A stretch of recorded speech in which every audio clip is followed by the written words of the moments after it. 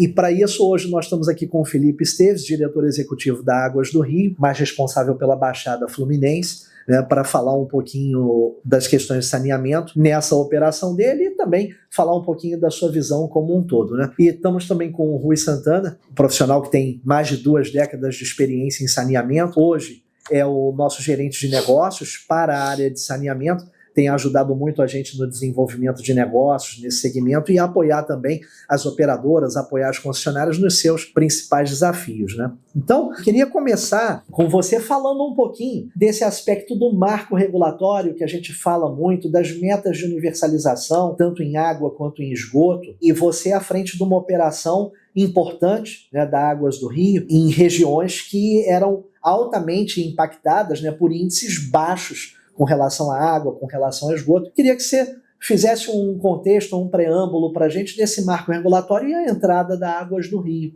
aqui no nosso estado. Perfeito, Lapa. Primeiro eu agradeço o convite ao Rui, acho que é um grande prazer poder estar aqui conversando sobre um tema tão importante, que é o saneamento, né? Principalmente no estado do Rio de Janeiro, que historicamente aí, tem suas mazelas, que tem suas dívidas aí com a população.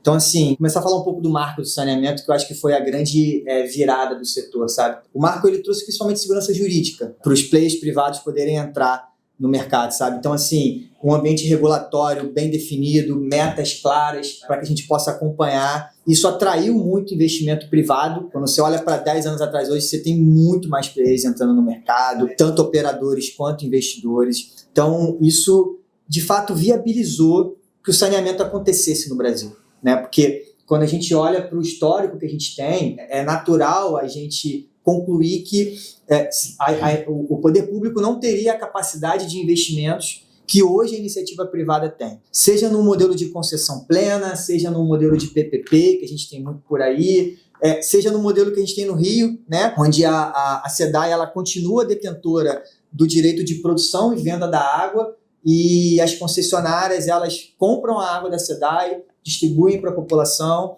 e são responsáveis pela coleta, transporte e tratamento de esgoto. Então, acho que assim, esse é um modelo muito interessante para o Estado, porque ele continua com aquele serviço ali, mas você tem o potencial da iniciativa privada, do capital privado, para poder entrar e conseguir executar essa meta que é extremamente arrojada, né? Quando a gente fala que a gente tem que universalizar o saneamento no Brasil, onde a gente lê que 90% de cobertura de esgoto e 99% de cobertura de água até 2033, né? A gente tem 8 anos pela frente. Então, assim, é uma meta de fato extremamente arrojada, mas que eu acho que com a entrada da iniciativa privada a gente vai conseguir chegar lá. E aí, quando a gente traz para a nossa realidade aqui no Rio de Janeiro, né, da EGEA investindo no Rio de Janeiro, eu acho que assim, é uma oportunidade única para a gente. A EGEA ela existe desde 2014, a gente é bem novinho ainda, mas a gente nasceu com uma essência de operar qualquer que seja a localidade que a gente estiver.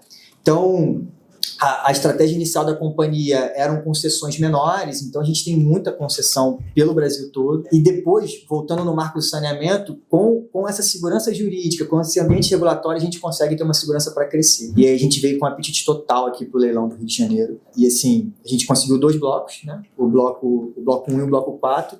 E eu acho que bacana de frisar também, assim, bloco 1, Zona Sul do Rio de Janeiro, centro do Rio de Janeiro, é um bloco extremamente interessante, né? Bloco 4 já tem a maior parte na Baixada Fluminense e tal, mas uma questão que os nossos acionistas colocaram, a gente só pega a Zona Sul do Rio de Janeiro se a gente pegar a Baixada Fluminense também. A essência da nossa companhia, a essência da EGEA, da Águas do Rio, é trazer dignidade para a população no local que a gente está atuando. É sempre conectar a próxima casa, é sempre trazer o próximo cliente. Então, isso foi muito bacana. Assim, eu entrei na companhia pós-leilão, né? Eu entrei em agosto de 2021, mas me contaram muito essa história, que quando a turma estava fazendo o bid lá, era uma condição dos acionistas. Cara, eu quero pegar a Baixada Fluminense porque eu quero transformar a realidade daquele local. Então, assim, acho que é muito gratificante poder trabalhar dessa forma.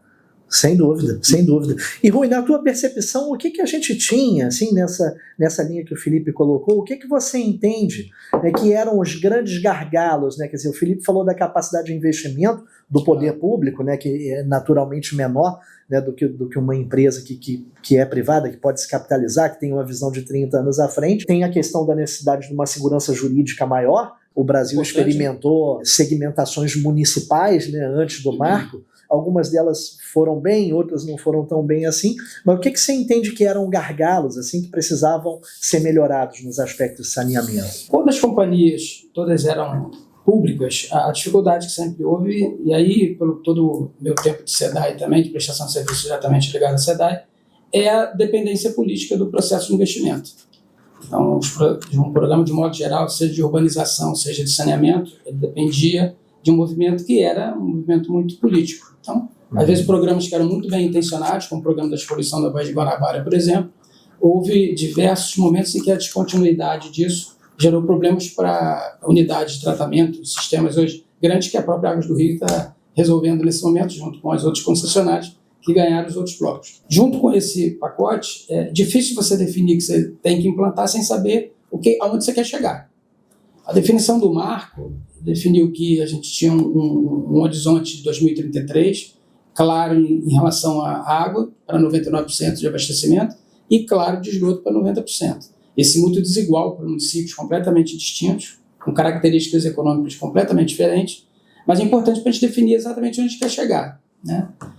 A gente passou por um momento em que a gente começou a brincar de fazer privatizações, a gente começou a conceder para alguns entes diferentes, mas ainda sem o arcabouço jurídico que definisse a garantia efetiva de como é que a gente ia chegar também sem definir as metas, né, absolutas. As primeiras sofreram por essa dificuldade, porque mesmo o ente político influenciava de alguma forma nesse processo.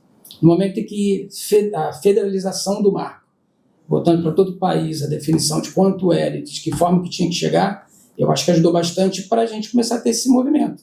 Os últimos 3, 4 anos para cá, a gente tem um implemento absurdo de investimentos, outras concessões em andamento aí nesse curto espaço de tempo, e hoje até a maior companhia do país está com um investimento privado forte dentro do saneamento. Uhum.